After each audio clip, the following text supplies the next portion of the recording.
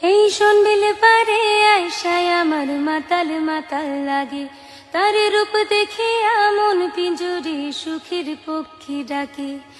পারতাম যদি থাইকা যাইতাম এই শুনবিলের পারে, মাছ ধরি কাটাই দিতাম বাকি জীবনটারে। আমার মন বসে না শিলচরে ইট পাথরের নগরে, তাই তো আইলাম শুনবিলে, তাই তো আইলাম শুনবিলে।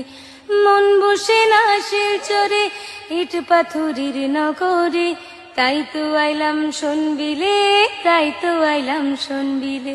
কেমন লাগলো? একটুখানি ট্রাই করলাম, তোমরা জানাইও কেমন লাগলো। আশা করি সবার ভালো লাগলো।